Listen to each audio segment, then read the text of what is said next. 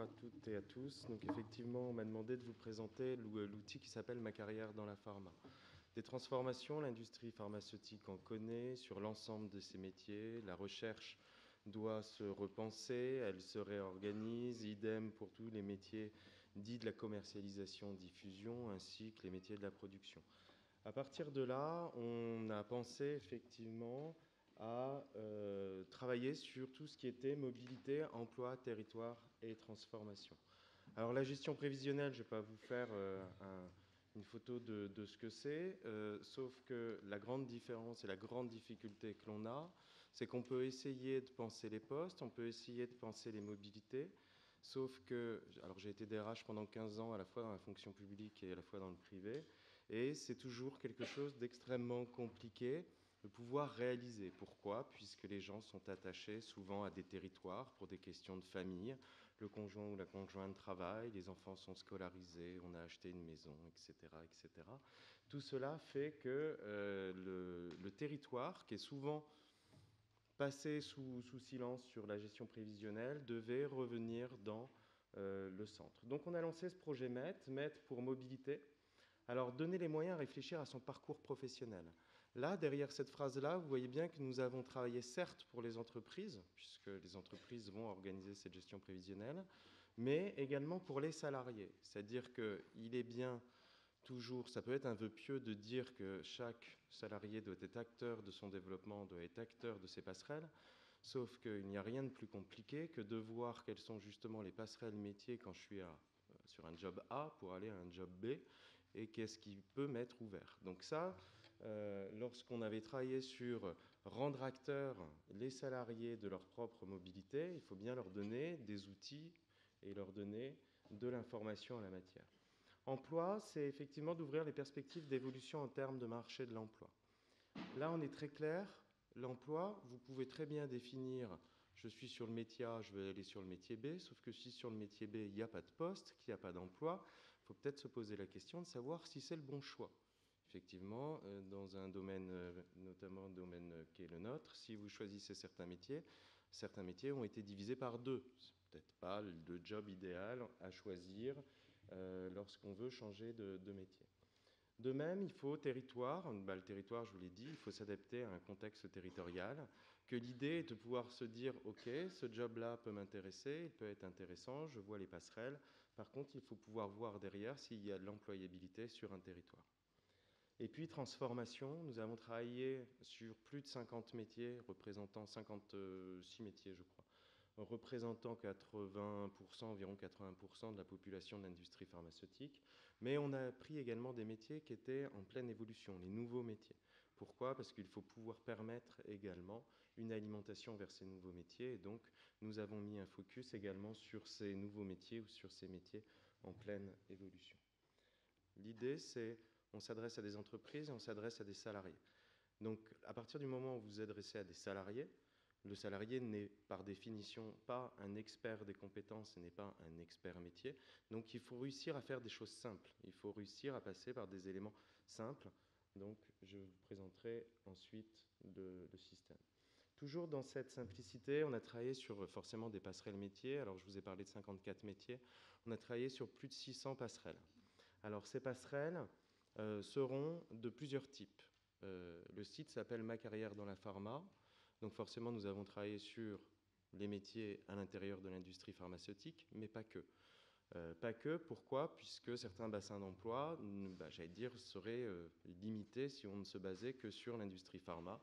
Donc nous avons également travaillé vers des passerelles métiers, vers des métiers qui sont dits connexes, et vers des secteurs qui sont dits connexes à l'industrie pharmaceutique.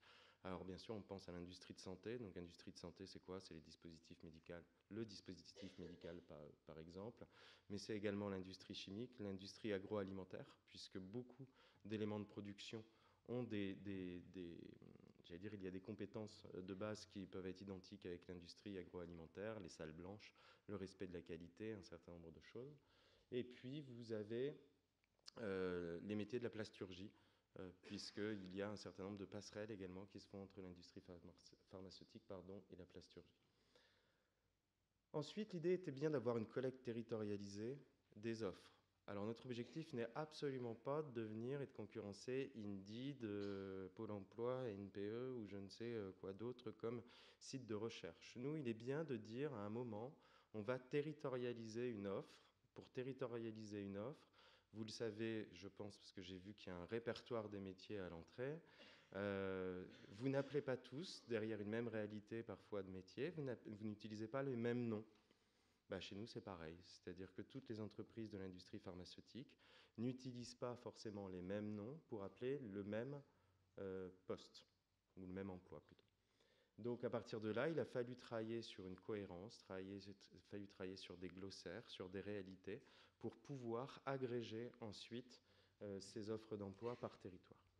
Alors voilà le site de ma carrière dans la pharma. La première grande partie, la partie haute, qui est utilisée comme on va outiller les salariés à pouvoir gagner en autonomie. Alors quand on dit ça, c'est de quoi parle-t-on ? La première chose à laquelle on pense, c'est lorsque vous posez une question à quelqu'un, qu'est-ce que tu voudras faire quand tu seras plus grand ? La grande question en général est je ne sais pas me diriger, je ne sais pas vers quoi aller. Très simplement, pourquoi ? Parce qu'on n'a pas forcément identifié quelles pouvaient être nos motivations personnelles derrière le fait qu'on se lève tous les matins pour aller travailler. Eh bien, en fait, l'idée était de pouvoir à chaque fois mettre à disposition des salariés des outils permettant d'identifier quels étaient ses moteurs, quels étaient son parcours professionnel. Donc, ce premier outil reprend, alors je ne vais pas vous le détailler dans l'ensemble, parce que vous voyez, il fait 11 pages. Cependant, tout est libre d'accès. Donc, j'allais dire, si l'outil vous intéresse ou si vous voulez aller voir dans le détail, vous allez sur ma carrière dans l'informa, vous allez voir le haut, vous pouvez absolument tout télécharger. C'est libre de droit. L'idée était véritablement de retravailler avec les gens sur les goûts, sur les raisons des choix et sur les personnalités. Alors, l'idée, il est toujours de passer par des questions simples, parce que ce ne sont pas des experts, et donc il faut passer par des questions simples. Les questions, on repasse toujours par l'idéal, on repasse toujours par le fait de se projeter. Donc les métiers de vos rêves, si tout était possible. Bref, on essaye de libérer un petit peu la pensée, l'objectif et la projection. L'idée étant de pouvoir analyser à chaque fois les motivations. Là, par exemple, vous avez une liste de valeurs. Oui, en fonction de la liste de valeurs sur lesquelles vous êtes, vous n'allez pas vous diriger forcément vers les mêmes métiers. Les métiers où on gagne beaucoup d'argent, par exemple, où on est motivé par l'argent, il y a des métiers sur lesquels on gagne plus d'argent que dans d'autres. Il faut être très clair. Il y a des métiers où vous pouvez faire carrière en gagnant beaucoup d'argent et d'autres non. D'autres, ça va être plutôt de la sécurité. D'autres, ça va être plutôt d'être expert dans des domaines ou d'aider les autres.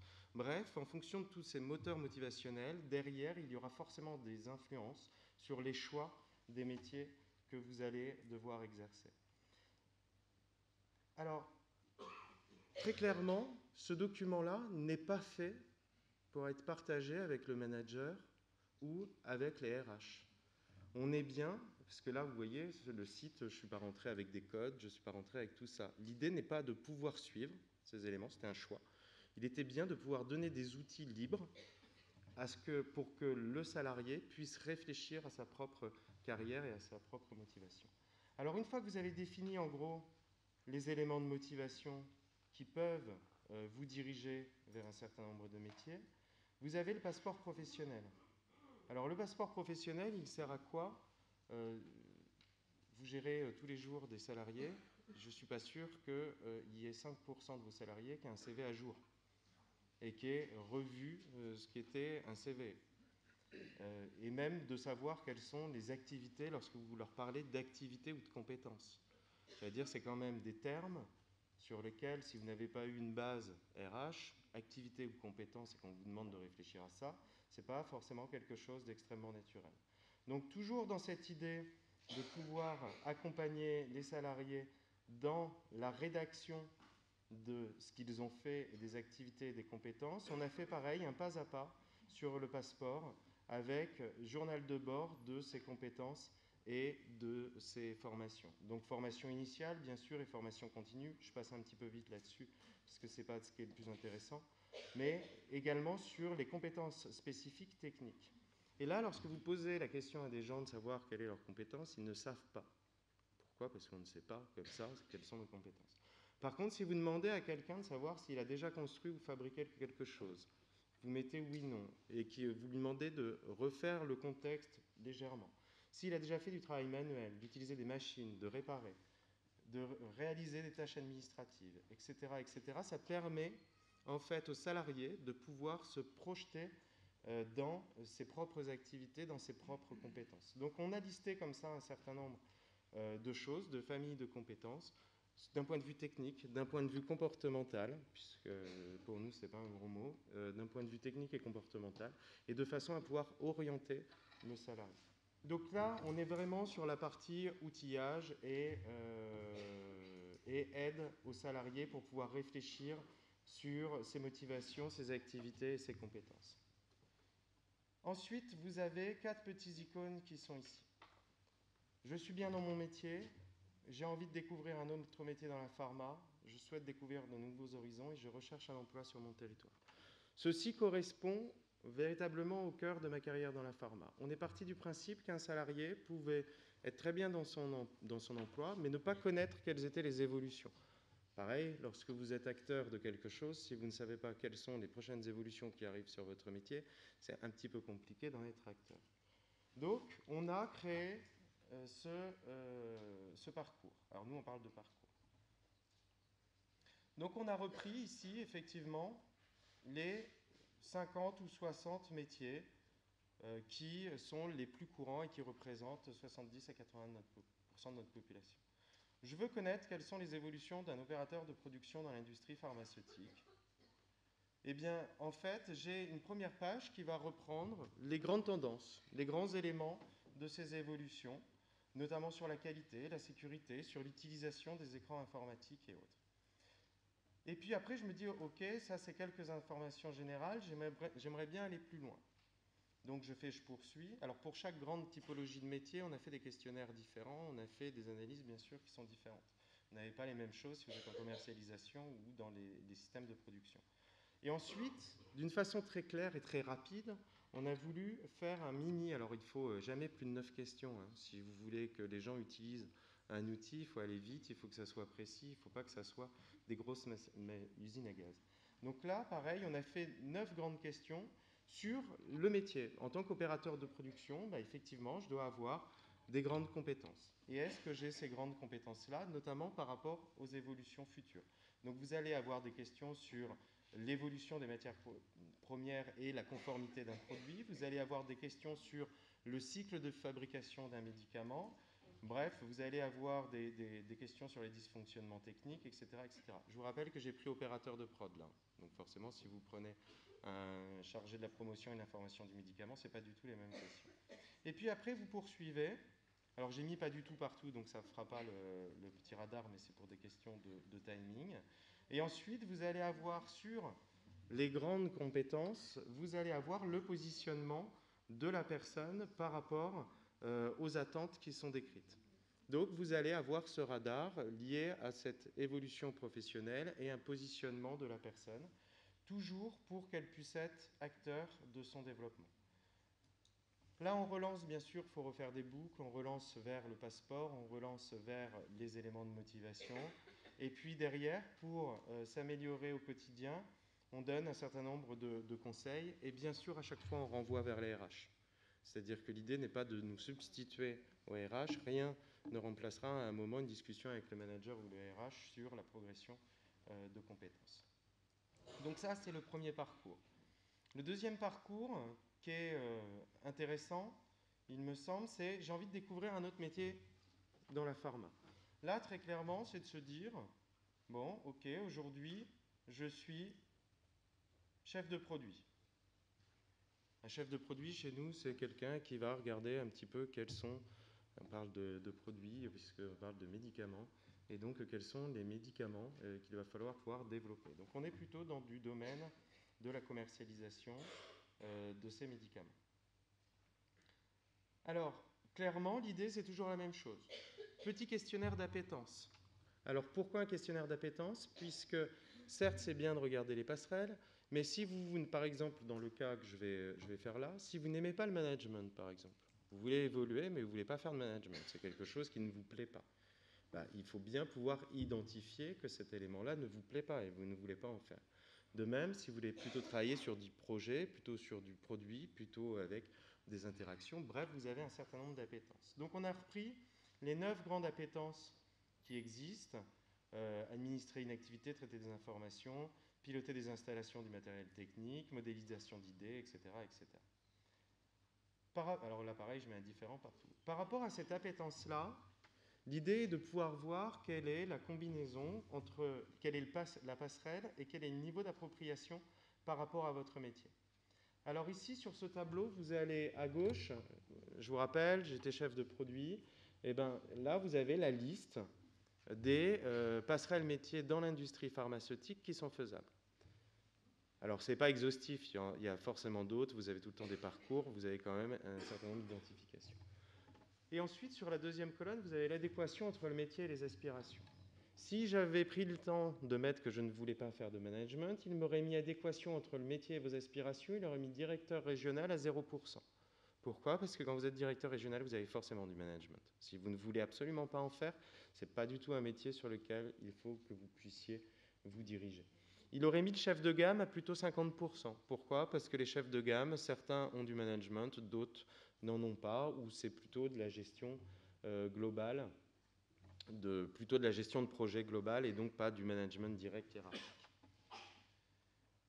Donc là, ensuite, vous avez le développement, le temps de développement des compétences nécessaires. On est parti sur 2 éléments pour simplifier, parce qu'au début, on avait fait plein de trucs un peu méga compliqués. Et puis en fait, quand on l'a testé auprès des salariés, on se rend compte que ça ne leur parle pas. Donc on a fait quelque chose de très simple, moins d'1 an, plus d'1 an. Alors moins d'1 an qui pour nous est filière courte, plus d'1 an qui est filière moyenne. Les filières longues, on ne les a pas fait parce qu'en fait, ça embrouillait complètement les salariés et les utilisateurs en se disant de toute façon, c'est le truc à trop loin, on parle de quelque chose qui a 5 ans. Donc, franchement, ça ne me parle pas. Donc on a fait dans un premier temps quelque chose de plus simple. Donc je suis chef de produit et on va dire que je veux être chef de gamme, mais j'ai des doutes sur les activités et les compétences. Vous avez des liens vers les fiches métiers du LEM qu'on a retravaillées en activités et compétences et qui permettent de voir effectivement quelles sont les activités et les compétences de ce métier. Et puis après, je me pose la question, ok, j'aimerais bien évoluer vers ce métier. Alors, comment est-ce qu'on fait pour évoluer vers ce métier? On a repris les grandes compétences requises. Les grandes compétences requises base. Alors, l'idée n'est pas d'être complètement exhaustif sur toutes les compétences. À un moment, il faut faire des choix. Si vous voulez faire quelque chose d'intelligible et de juste, il ne faut pas essayer de se lancer dans une exhaustivité. Donc là, on est parti sur les grandes compétences qu'il y a pour être chef de gamme. Et surtout celles qui sont en lien avec le chef de produit.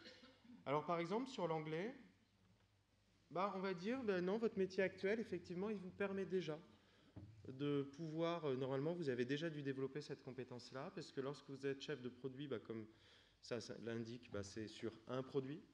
Chef de gamme, c'est sur plusieurs produits d'une même gamme, mais que l'anglais technique, normalement, vous devez l'avoir, puisque vous avez dû déjà travailler sur l'anglais technique. Donc là-dessus, ça ne devrait pas être normalement quelque chose de très compliqué à faire.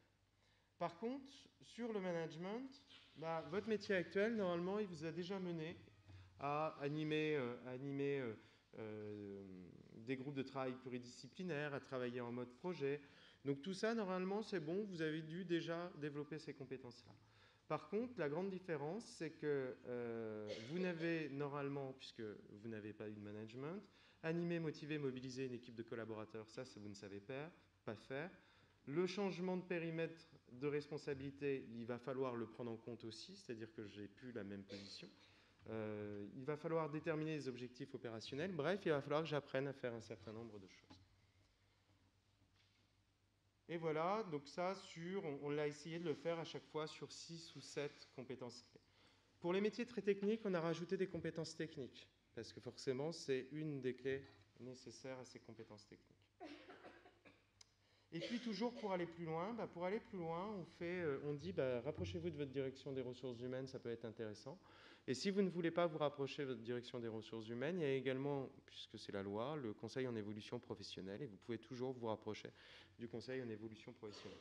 Dans les outils, vous avez aussi une liste des organismes faisant les conseils en évolution professionnelle.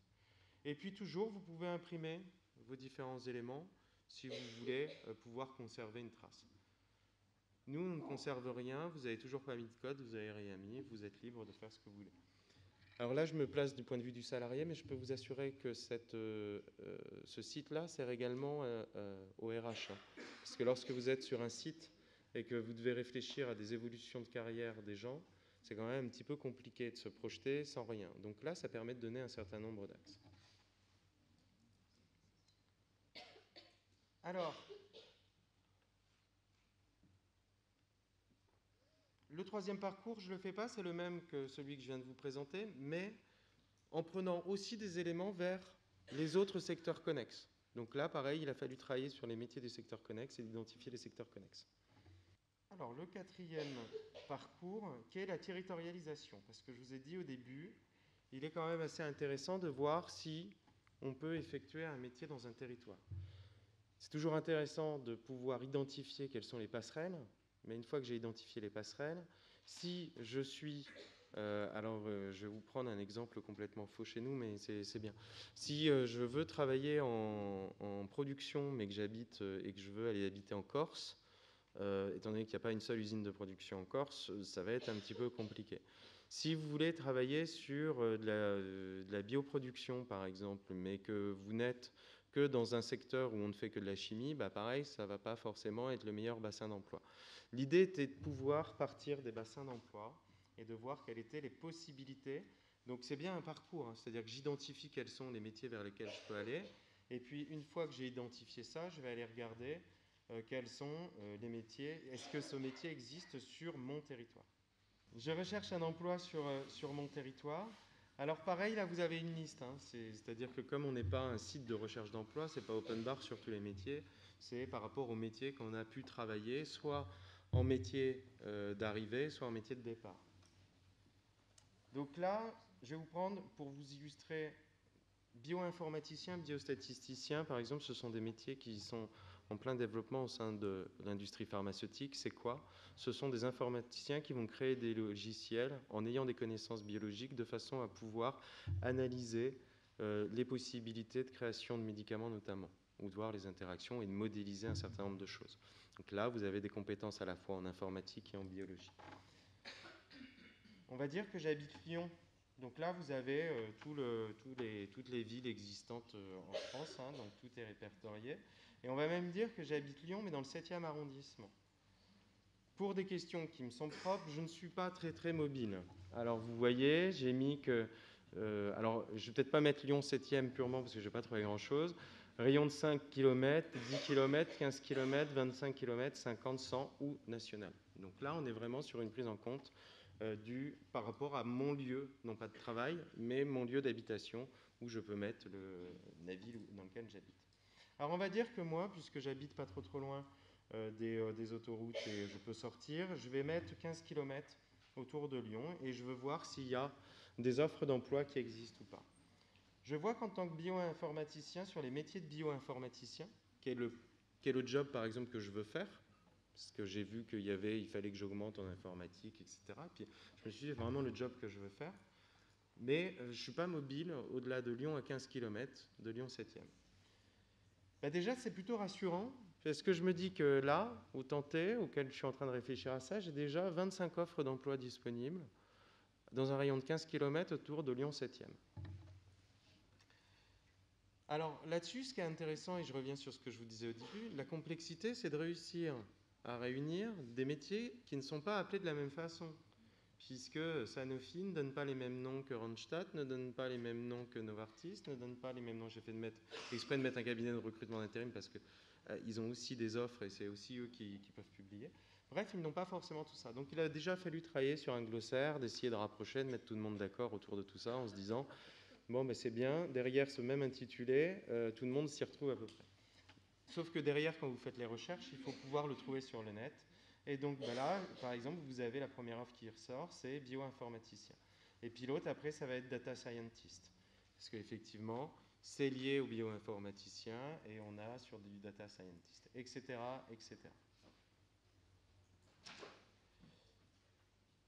Voilà pour la présentation globale. J'ai tenu à peu près les délais.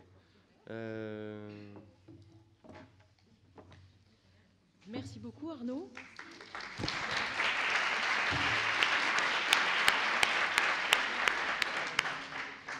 On peut dire que vous nous bluffez là avec votre outil, quand même. C'est vrai qu'en tant que personne de la RH, on rêve tous d'avoir un outil comme ça. Ça, c'est vrai que là, on est parti dans le monde, dans un nouveau monde. Bon, alors on voit que c'est accessible quand même et qu'il y a des choses qui se passent. Je ne sais pas combien de temps vous avez mis pour le... Alors le projet a été réalisé en 8 mois. Donc 8 mois en plus. Donc voilà, 8 mois.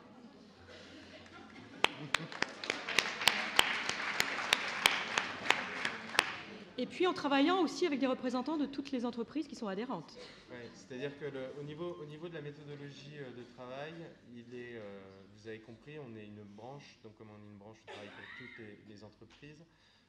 Il a fallu donc à un moment travailler, on a travaillé nous d'un côté sur bien sûr les compétences, les activités, utiliser des grilles, pouvoir mettre tout ça, les mêmes métiers, essayer de les raccrocher. Par contre, derrière, tout ce que l'on a fait, à chaque fois, il a fallu le faire valider par des groupes de travail, donc par des RH, donc en divisant la R&D, en divisant la production, des spécialistes des métiers, de façon à pouvoir échanger sur la faisabilité, parce qu'à un moment, techniquement, ça marchait que lorsque vous preniez les mêmes compétences, sauf qu'à un moment, vous posez la question, est-ce que ça s'est déjà vu? Est-ce qu'on a déjà fait ce genre de choses-là? Et puis, est-ce que vous êtes en accord avec tout ce que l'on a pu faire? Donc, il y a des groupes de travail qui se sont faits régulièrement avec l'ensemble de nos adhérents. Donc, à chaque fois, il y avait une dizaine ou une douzaine d'entreprises de tailles différentes, de secteurs différents, pour pouvoir venir sur des métiers qu'on avait préalablement définis. Très bien. Et alors, les résultats? Alors, là, le site, il est en ligne depuis le mois de septembre. Il y avait un des gros challenges pour moi, c'était de voir si ce site-là allait être utilisé. Alors, juste pour vous donner un ordre de grandeur, l'industrie pharmaceutique, on n'est pas non plus gigantesque, c'est-à-dire qu'on est 100 000 en France. Donc, sur les 100 000, entre guillemets, aujourd'hui, on a eu 4 400 connexions depuis le mois de septembre et le système est en train d'augmenter considérablement. Donc, je suis plutôt content du début puisque, j'allais dire, la communication, elle s'est faite que récemment, puisqu'un lancement de site en septembre, octobre, novembre, décembre, donc sur 4 mois. 4400 visites pour le moment. Et les visites, ce qui m'intéresse beaucoup, c'est que vous savez, parfois, vous pouvez avoir quelques clics, ça dure 10 secondes, 15 secondes, c'est pas forcément quelque chose de très parlant. On est à plus de 4 minutes en durée moyenne. Plus de 4 minutes en durée moyenne, ça veut dire que les gens y vont et que, alors certains se cliquent, font comme ça et puis ils ne restent pas, mais d'autres y vont vraiment et revoient l'ensemble. Donc l'idée, c'est de continuer à travailler sur la communication. Les entreprises ont commencé à le prendre en main. J'ai quelques très grandes entreprises qui se sont totalement appropriées l'outil et qui ont même tellement fait leur outil qu'en gros, ils le mettent directement sur leur site, ils mettent directement les liens, ils font de la communication en interne sur ce site-là, de façon à pouvoir rendre et continuer à rendre acteurs nos salariés. Donc voilà, aujourd'hui, la suite, c'est... je vous ai parlé de 54 métiers. On aimerait augmenter encore le nombre de métiers. On aimerait couvrir quasiment 100% de nos métiers. C'est un gros job parce qu'une fois que vous travaillez sur les petits métiers, c'est le même job, mais avec moins de personnes pouvant aller cliquer dessus, donc c'est un peu moins intéressant, mais bon, voilà. Et l'idée est de pouvoir continuer à travailler toujours sur ces passerelles, pouvoir continuer à enrichir les éléments. Par contre, jamais on essayera d'être exhaustif. Pourquoi? Parce que si on essayait d'être exhaustif, on mentirait. On mentirait pourquoi? Parce qu'on ne travaille que sur des généralités. Chaque personne est individuelle, chaque personne a son parcours, chaque personne a ses possibilités et la possibilité de pouvoir changer. Je prends juste un exemple. Tout à l'heure, je vous ai parlé de management et de possibilité de passer d'un métier à un autre où il y avait du management et où on avait mis à un moment, vous n'avez pas fait ça. Peut-être que la personne l'a fait, peut-être que dans une vie avant son dernier métier, elle a fait plein de management et qu'elle n'a pas besoin de travailler sur tous les éléments d'animation d'une équipe parce que ça, elle sait le faire et qu'elle maîtrise la compétence. Donc nous, on est bien parti sur les emplois. Pas de volonté d'être exhaustif, parce que l'exhaustivité tue aussi la créativité, c'est-à-dire qu'on va pouvoir travailler sur d'autres parcours. Donc voilà. D'où l'importance aussi de l'interaction avec la RH, parce que c'est tout le rôle de la fonction RH aussi, à partir de ces éléments, de creuser et de proposer, d'aller plus loin dans la proposition, l'identification des parcours. Est-ce que vous avez connaissance d'une mobilité qui serait enclenchée suite à une connexion depuis septembre? Alors non, parce que depuis septembre, on est trop court. Moi, on va avoir des difficultés en matière d'indicateurs. L'indicateur suprême serait celui-là. Après, comme je ne peux pas être, encore une fois, je ne peux pas être exhaustif, ni même être sûr d'avoir un pourcentage, j'allais dire, de retour dessus. Un salarié qui va se positionner, lorsque vous prenez, alors c'est pas un scoop, mais la visite médicale, c'est pas le job qui est en plein boom en ce moment, qui est plutôt un emploi qui est en forte diminution. On a des gens, beaucoup, qui ont déjà utilisé ce système-là et qui recherchent. Aujourd'hui, ils n'ont pas encore trouvé un autre job.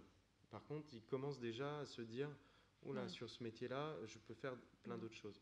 Ce métier-là, par exemple, on a travaillé sur plus d'une quarantaine, parce que comme c'est un métier en décroissance, on a travaillé sur plus d'une quarantaine de passerelles pour pouvoir permettre justement aux salariés de se projeter dans un champ des possibles. D'autres, il y aura moins de passerelles.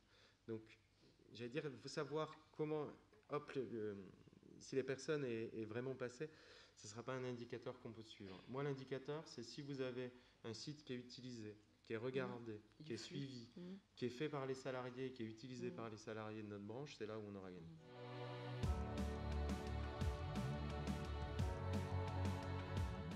Le coût, juste argent, je ne parle pas du coût temps. Parce que le coût temps, il n'est pas intégré. Il n'est pas intégré. Il faut pouvoir en plus mobiliser un certain nombre de compétences. C'est-à-dire qu'il faut payer des consultants extérieurs, il faut être très clair. Les consultants extérieurs, vous les payez sur deux choses. Il y a déjà des métiers que vous ne connaissez pas parce qu'ils sont externes à l'industrie pharma. Deux, il faut retravailler sur des méthodologies de compétences avec des grilles d'analyse. Donc ça, il faut déjà prendre des consultants qui ont déjà fait du job là-dessus parce qu'autrement, vous allez perdre trop de temps. Et en plus, derrière, c'est un outil informatique. Donc comme c'est un outil informatique, vous devez développer toutes les applications.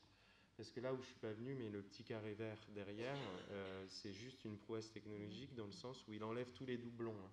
C'est-à-dire qu'il va screener en temps réel, il remet à jour tous les jours. Il va screener l'ensemble du net et enlever tous les doublons par rapport à un certain nombre de mots-clés derrière qui sont énormes et il va les chercher dans tout le texte en faisant des algorithmes de cohérence. Donc ça, je peux vous assurer que derrière, c'est quand même un très très gros boulot. Le projet en total a coûté environ 170 000 euros. Ce qui n'est pas un coût, pas très cher. Très sincèrement, c'est pas énorme. Énorme. Par contre, si vous rajoutez le temps homme, parce qu'il faut mobiliser des RH, il faut les faire venir, il faut les faire bosser sur des journées entières. Donc ça veut dire qu'il faut que, alors pour nous, que nos entreprises, il fallait qu'elles croient dans le produit, entre guillemets, parce qu'elles ne vous libèrent pas comme ça des RH sur toutes les familles de métiers si elles ne croient pas dans le produit. Donc très clairement, très fort engagement humain.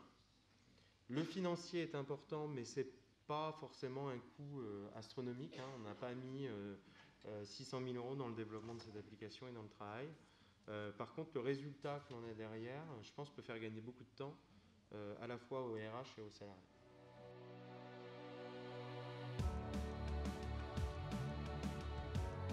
Je ne veux pas pour une simple et bonne question, c'est que si on l'avait fait, on aurait pu nous accuser de vouloir fliquer nos salariés et de savoir si quelqu'un était en train de rechercher peut-être du travail ailleurs. Parce que je vous avoue qu'il y a un autre, je n'ai pas parlé de cet obstacle-là, mais qui était quand même un gros. Vous avez vu que je vous dis à l'intérieur de l'industrie pharma ou à l'extérieur de l'industrie pharma. J'ai eu quelques DRH, et je parle des DRH de groupe, donc vous voyez un peu le poids qu'ils peuvent avoir. Ils me disent Arnaud, tu es bien gentil, mais en même temps, tu es en train de faire la fuite des talents vers ailleurs. La réponse, elle est très simple. Si les talents veulent partir, ils n'ont pas besoin de cet outil-là. Hein. Je peux vous rassurer sur quelque chose. Par contre, de montrer que vous avez la possibilité de travailler sur leur carrière, sur des passerelles, que vous mettez à disposition des outils où à un moment vous réfléchissez à pouvoir les faire évoluer vers d'autres choses, bah ça c'est quelque chose qui les fait plutôt rester, les talents.